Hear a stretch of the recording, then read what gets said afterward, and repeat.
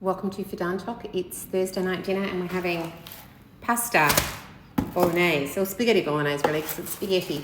I've got the water boiling. Now that I don't have the packet and it's in a thing, I'm all out of whack with how much to put in there. Maybe that much. Maybe that much. All right, we're going to cook this much. Okay, let me make the bolognese while I tell you about the day that I've had.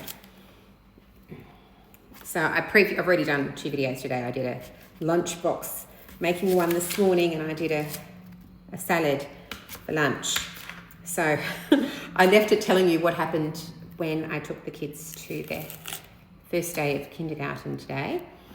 And Cara had a great time, and Clark, when I left, was very distressed, having been in a class all on his own without friends. He did know one little girl, right? A girl called Amelia, and he was so happy that Amelia was in his class.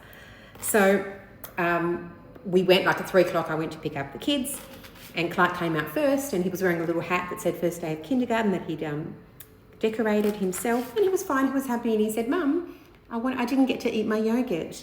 So I took out the yogurt, which was in that Spider-Man freeze bag thing, and it was still perfectly cold, which was great. So then he snacked on his yogurt while we waited for Cara to come out. And I asked him, "How was your day?" And he said, "Good, I played with Amelia." And I said, "Well, that's nice." And then as we were walking to waiting for Cara, he said, "I made a new friend," which was nice.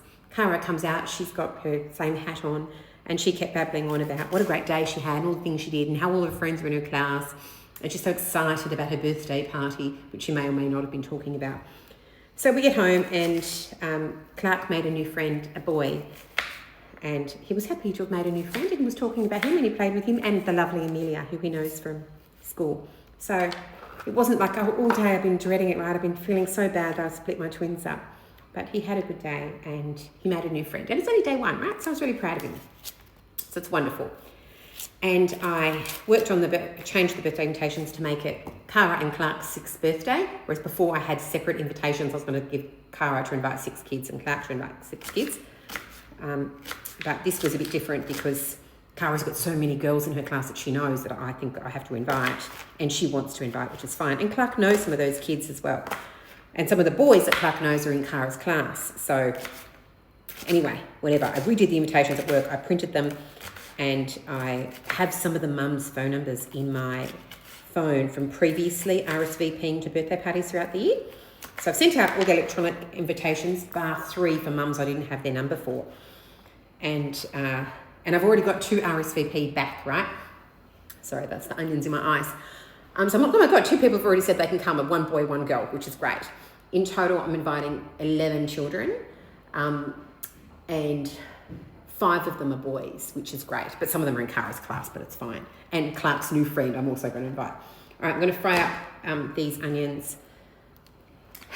And I've got lots of great TikTok stuff. Like a lot of people on TikTok have been so supportive about their birthday and want to support the birthday. So I've got lots of really fun things happening at this party, which are TikTok gifts that are just amazing. And I know all these kids are going to have such a good time. And not only are we going to do Pass the Parcel, but musical chairs, but I'm going to do a great scavenger hunt. We do like a treasure map, and you hide things. We've got this great backyard that we can hide stuff in. I put on the invitations that party finishes at 2, and then there's an optional 30 minutes extra if people want to stay for a swim, but made sure that I put it was optional. I said, bring, if you are going to swim, goggles, towel, hat, flotation device if needed, blah, blah, blah. So I covered all of that. I didn't say on there's going to be a lifeguard, but I will have a lifeguard. Just because I feel like that's sensible to do. And of course, I don't know the weather. So if the weather's going to be shit, then I won't bother with the lifeguard and we'll say no swimming. I'll just shut that down. I can send a text out. You never know, right? It's still 2 weeks out, so I have no idea what the weather's going to be like. But if it's really hot, say it's like a 30-degree day, then the swimming stuff should be fabulous. So anyway, I'm feeling so much better. I'm feeling great that I've already had 2 kids RSVP. And here's the other thing that my kids are lucky to have. If... So how small should I chop these? Chop it quite small. If there was a disaster and I didn't get many RSVPs, which is every mother's sort of worst fear, then I've got lots of cousins, right? I've got cousins who have kids that I could just ring in an instant and say, we're short on numbers, could you come and, bring your kids? Heaps of cousins. I could actually do a cousins party. I've got so many cousins who have kids. And they would fill in the numbers for me. I have no doubt they would do that. So I'm not going to have a situation where nobody comes to the kid's birthday party and you know that music on TikTok? Dun, dun, dun, dun, dun, dun, and they play one of the texts, you know, it was a birthday, nobody came to my kid's birthday and they're always so sad. It's not going to happen because I will call in reserves if I need to, frankly. If I need to. I've got the Turkish cousins backup team.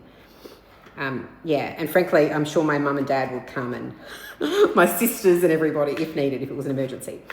So after I'd sent out all the invitations, bar the 3 that are paper invitations, I noticed there was an error on the invitations. Yeah, I kind of screwed up and made an error on the invitations. God. And I'm just, because I did it in haste, I was so stressed today, you know. I'll tell you what the error is. And after I made the error, I said to hubby, look at these invitations. Why didn't you tell me about the error? And then he's looking, he's like, I can't see the error. Anyway, I'm going to fry these up and I'll tell you what the error is. Okay, I've just added some garlic. Yeah, so the RSVP day, I put the day before the party. So the party's on the 22nd. The party's on the 23rd, the Sunday. I said RSVP the 22nd. Like, why did I type that? Like, how am I supposed to plan if I don't get the RSVPs? But I don't think anyone's going to leave it to the last day. Like, that's pretty unlikely. Anyway, it's done now. The invitations have gone. Okay, I'm going to fry this up. Okay, I'm just going to... Oh, this carrot's a bit wonky. You want some, puppy? Here. Yummy. Let me tell you about the lunches. So I packed a lot, right? And I knew I packed a lot, but that's what the thing said. Crunch and sip, morning tea, or whatever it is, recess, big lunch, little lunch, whatever crap. Anyway, it was a lot. And I knew it was a lot, but I just, you know, I didn't want to disappoint. I wanted to make sure they had everything. So I get home and I open the lunch boxes to have a look at what they ate. I don't know if we've packed it away. I'll see if they're still here and I can show you what hubby's packed them away. I've grated the carrot. Okay, that's my veggies going. I've added some Worcestershire sauce to that. Puppy's enjoying her carrot. Good girl. All right, I'm just going to add some tin tomatoes and a jar of bolognese sauce. Okay, so they both ate all of their crunch and sip, which was strawberries and a muffin. Their recess, Cara left the avocado. Clark left the avocado and the scroll, but ate everything else. And then we have big lunch. Ah, that's empty, but it wasn't empty. Maybe hubby's emptied that.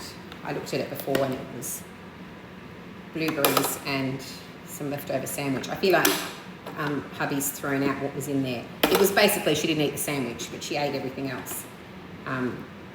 Yeah, so, you know, they ate most of it, but they didn't eat the yogurt. And then when they came out, they had the yogurt as we walked away from the school. So they did okay. I think that I will tomorrow for Crunch and Sip pack it in a brown paper bag, so it's much easier for them to get. And then I think I'll make this recess, which is a cute little container, and then I'll just make lunch, like either the B box or the Yum box. I won't do both.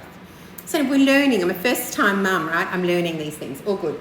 Okay, we'll check on the spaghetti bowl and hopefully it's ready soon. News just in, another person has just RSVP'd. It's Clark's best friend from preschool, who's actually not going to his primary school.